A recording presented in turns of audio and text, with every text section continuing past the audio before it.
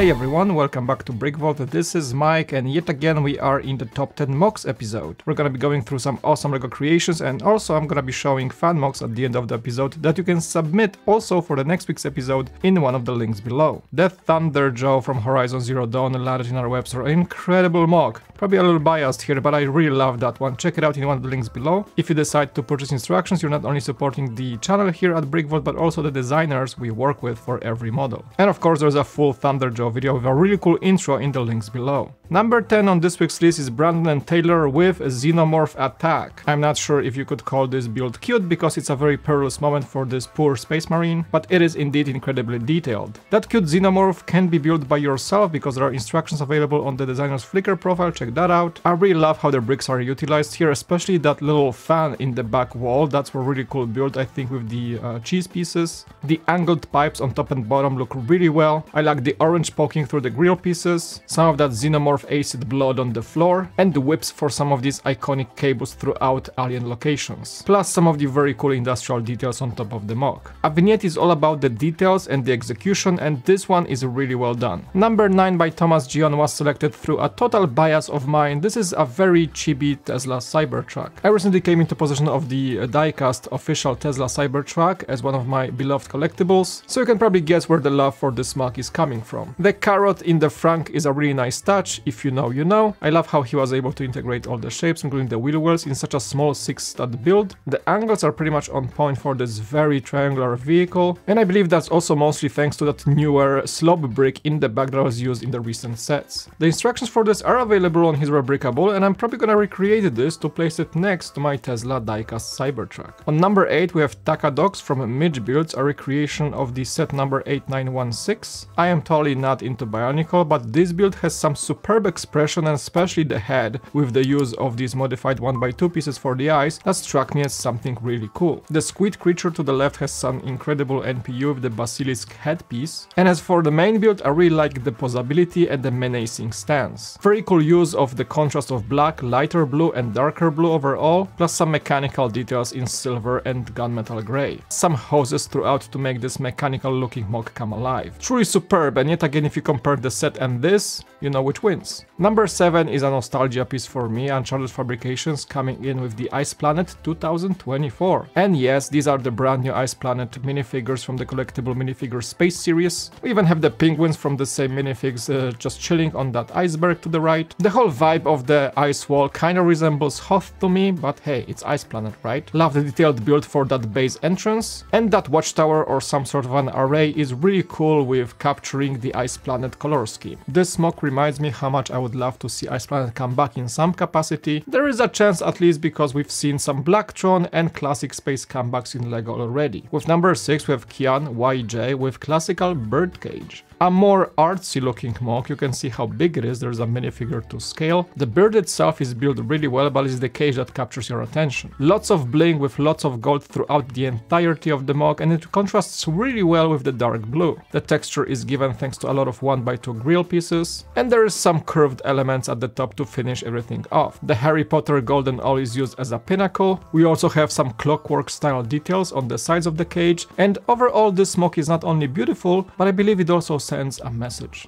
Up to number 5 we have Kubrick with Fallout Raider Camp. That is a fantastic diorama with vault number 27 giant door in the central piece. I love how the designer did not skip on any details, including the cracks in the concrete, plus tons of little details of the arid wasteland. The rickety wooden outpost perimeter is built really well, probably some illegalities there because it really looks like it's almost falling apart. I do love the use of sails for some shading, and also different types of surfaces leading to the vault's door with some concrete slabs, some cobblestones, things like that. The placement of minifigs gives you a sense of scale, it's truly gigantic. And it's a good reminder for you to check out the links below to see all these pictures in high resolution throughout the profiles of the designers, and make sure to show them some love, give them a follow and check out their work. On number 4 we're keeping it in the giant dioramas section with Martin.with.bricks with the Monorail station. Of course, a beautiful homage to one of the most beloved sets in the community, but definitely turned up to 11. Not only there's plenty to see in the highly detailed detailed space landscape. The vehicles themselves fulfill the scene to make it more lively. The monorail is designed in a way that it actually would be a working thing in a space base like that. The whole terminal has a giant interior, there's a landing pad with a really cool ship in its own way on the top, and that little speeder on the right in the A2 hangar looks like something from the Solo movie, I guess.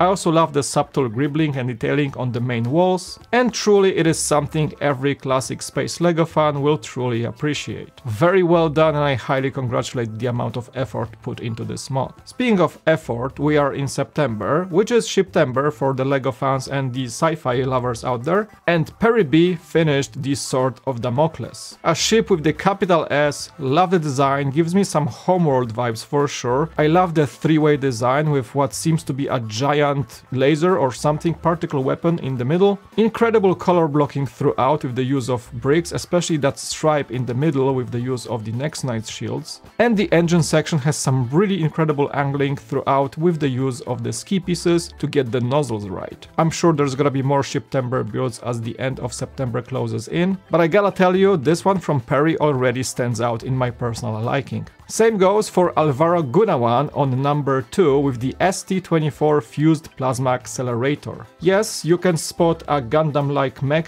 bearing it in the back right there, so I'm not sure if that's lore accurate. Probably knowing the Japanese lores and big giant robots, it is. The weapon looks absolutely superb with a really cool design for this circular front barrel. Hardly any studs throughout the MOC, so it's very sleek and clean. Plus the photography and the light design for this showcase of this MOC is spot on. I really like the profile shot especially, which makes the whole thing look like something a person would hold at scale as a futuristic weapon. But again, the mech in the back kind of shows it off as a really gigantic weapon. So you can kind of categorize this as Shiptember because it's a giant as a ship, but it's not really a ship, it's more like a weapon, but also can be, I don't know, an orbital space weapon, right? Very cool, and definitely check out Alvaro's profile below for more awesome mechs and mech-like things. And on number 1, we're getting to something more traditional. Remember that Uncanny Valley episode we did a few weeks back? The uncanny feeling is coming back with Eero Okkonen, the master of the MOC craft, in my personal opinion, with his self-portrait. He did win a contest with this one in Helsinki in August 24, so that tells a story, right? Here's a picture of him, so you can have a plane of reference, and there is also a portrait that Eero painted to have some sort of a self-reference. And just looking at the MOC, I gotta say, not only looks uncanny and amazing, but the piece usage here is really something you don't see very often. The long bendy pieces creating the beard and connected through a million ways, as you can see those snapper connectors and the modified 1x1s holding it together, that is brilliant in its own way. The mustache with the tiny twigs, great touch there. I like how he used some flesh tone pieces to create a little bit of the skin effect. The glasses with the perspective kind of give very uncanny vibes with the eyes below. There's the profile of the ear as well and some hair sticking from the under the hat, and everything finished beautifully with the contrast of blue colors in the back and a red frame. That is pure LEGO talent, pure art in my opinion. Well